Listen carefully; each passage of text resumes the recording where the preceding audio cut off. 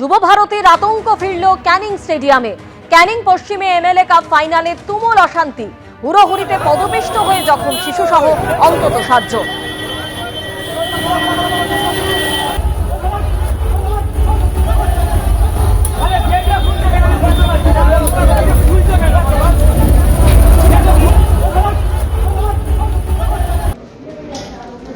ক্যানিং স্টেডিয়ামে দর্শক আসনের থেকে বেশি লোক ঢুকে পড়ায় এই বিশৃঙ্খল পরিস্থিতি তৈরি হয়।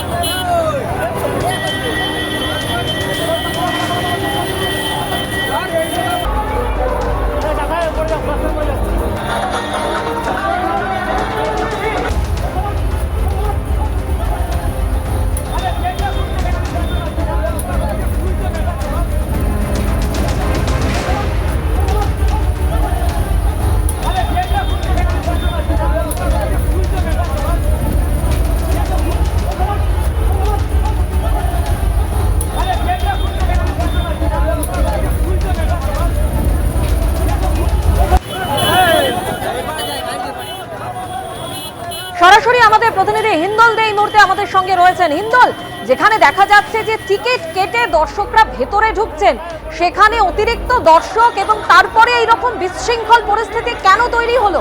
বিশৃঙ্খল পরিস্থিতি তৈরি হওয়ার একটাই কারণ তোমাকে বলে রাখি, এখনো পর্যন্ত যেটা জানা যাচ্ছে যে সংখ্যক দর্শক আসন রয়েছে এই স্টেডিয়ামে, আমি দেখাবো সেই ক্যানিং স্টেডিয়াম, অভিজিৎ দত্তকে বলবো সেই ছবিটা দেখাতে। এই ক্যানিং স্টেডিয়াম, এখানেই কিন্তু গতকাল এমএলএ কাপের ফাইনাল ছিল।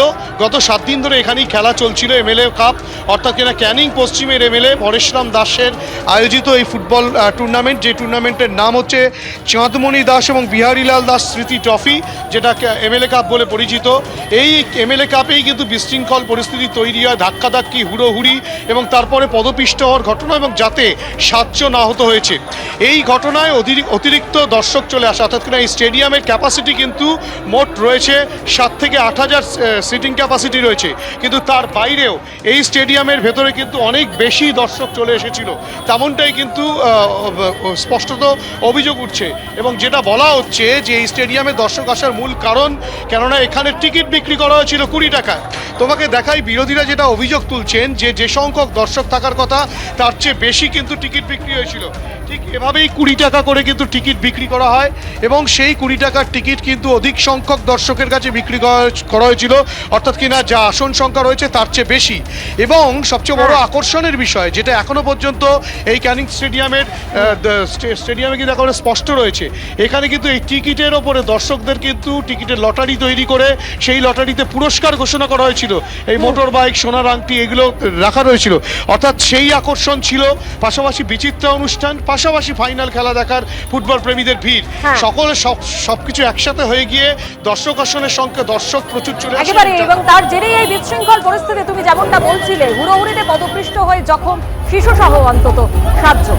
আগামী 2রা জানুয়ারি মালদার চাঁচলে শুভেন্দু অধিকারী সভা রয়েছে, কিন্তু সেই সভার অনুমতি পুলিশ দেয়নি। এবার আদালতে দৃষ্টি আকর্ষণ করলো বিজেপি।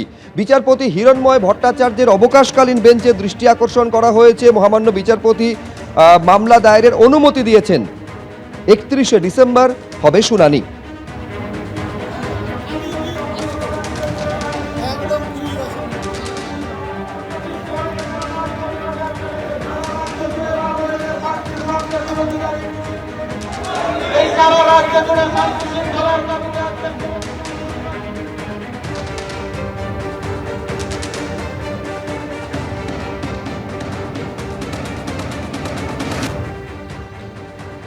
এই সভা নিয়ে গত 27শে ডিসেম্বর কি বলেছিলেন বিরোধী দলনেতা, দেখব।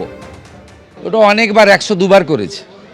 29 তারিখে ভ্যাকেশন বেঞ্চ আছে, পার্টির পক্ষ থেকে সেখানে আবেদন করবে, চেষ্টা করবে। আর 1.5 মাস তো আছে, তারপরে তো এরা পারমিশন দিতে পারবে না। আজকে সকালেও এখানে মণ্ডল সভাপতির ভাইকে গ্রেপ্তার করেছে ফলস কেসে। ওদের ওই চুরির পাঁচালি, সেই টোটোটা নেমে গেছিল পুকুরে, সেটাকে চালিয়ে দিয়েছে। হিন্দুদের উপরে এইভাবে অত্যাচার করে মাস 1.5 আছে, তারপরে সব। একদিকে যেমন বিভিন্ন হিয়ারিং সেন্টারগুলিতে দেখা যাচ্ছে যে BLA 2কে থাকতে দিতে হবে, এমন দাবিতে কোথাও বিক্ষোভ দেখানো হচ্ছে, কোথাও শুনানি বন্ধ করে দেওয়া হচ্ছে। আবার এও দেখা যাচ্ছে যে যারা আজকে হিয়ারিং এর জন্য এসেছেন তাদের বিভিন্ন অভিযোগ, অর্থাৎ ভোটাররা বিভিন্ন ধরনের অভিযোগ করছেন। খসড়া তালিকায় বদলে গিয়েছে বাবার নাম, নাম বিভ্রাটের কারণে এসআইআর শুনানিতে তলব, জানালেন শ্যামবাজারের শুনানিতে হাজিরা দিতে আসা ভোটার।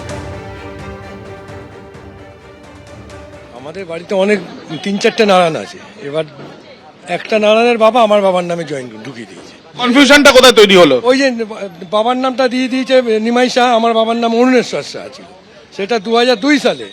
এইবার হয়েছে কি, এবার 2002 সালে হওয়ার পরে আমি ওটা কারেকশন করে নিয়েছি, করে আমার এখন আদার্স যত কিছু আছে ডকুমেন্টস সবই আমার বাবার নামে আছে। মনে হয় ওর জন্য আমাকে মনে হচ্ছে ডাকলো। ও মানে আপনাদের যে নামের যে বিভ্রাট হয়েছিল সেই বিভ্রাট থেকে আপনি যখন পরিবর্তন করেও নিয়েছিলেন, তারপরে যেহেতু 2002 প্যান কার্ড সবই আমার বাবার নাম রয়েছে। 2002 ত্রুটি ছিল বলে সেই জন্য খালি ওই একটাই টুটি, সেটা আমার ফল না, সেটা ইলেকশন কমিশনারদের ফল। সে যদি আমার বাবার নামে নিমাই শাহ, অরুণেশ্বর শাহ জায়গায় নিমাই শাহ করে, সেটা তো ফলটা আমাদের না। এই আবার বাড়িতে গেছিল, এরা সব কাজকর্ম পেলে এখন এই লাইনে এদের দাঁড়াতে হবে। দিকে দিকে এই ছবি দেখা যাচ্ছে, যেখানে তৃণমূলের বিএলএরা তাদের থাকতে দিতে হবে শুনানি পর্বে, এই দাবি তারা তুলছেন, এবং যার জন্য বিভিন্ন জায়গায় এসআইআর এর শুনানি পর্ব ব্যাহত পর্যন্ত হচ্ছে। আর এর মধ্যে আপনারা দেখতে পাচ্ছেন যে এসআইআর এর শুনানি পর্বের তৃতীয় দিনে এরকম বহু মানুষ রয়েছেন, বহু ভোটার রয়েছেন যারা আসছেন এবং তারা হয়রানির শিকার হচ্ছে বলে অভিযোগ করছেন। ভোটার তালিকায় শ্বশুর শাশুড়ির নাম নেই, অথচ ভোটার দাবি করছেন যে যাবতীয় নথি দেওয়া হয়েছে, কিন্তু তারপরেও তাদের হয়রানির শিকার হতে হচ্ছে। ফর্ম দিল, ফিল আপ হলো, সব কিছু বিএলওরা বলে দিল যে সব কিছু হবে, এই ডকুমেন্টস দিন। আমি বললাম যে আমার শ্বশুরমশাই শাশুড়ি কোনোদিন ভোট দেয়নি মানে ওই লাইনে দাঁড়ানো, দাঁড়ানো, তারা বিভ্রান্তি হয়ে চলে গেছে বা যাই হোক কিছু, ভোট দিয়ে কি হবে এইসব নানান কারণ তারা দেয়নি। এখন বোঝা যাচ্ছে যে তাদের কতখানি প্রয়োজন ছিল।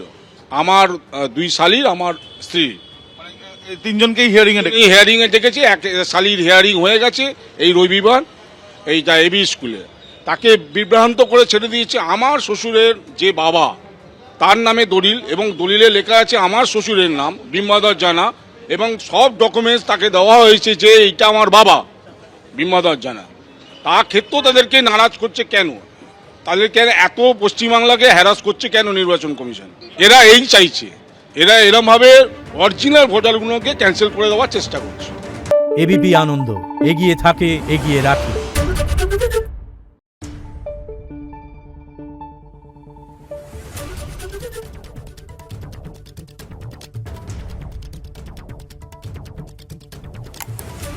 Thank you.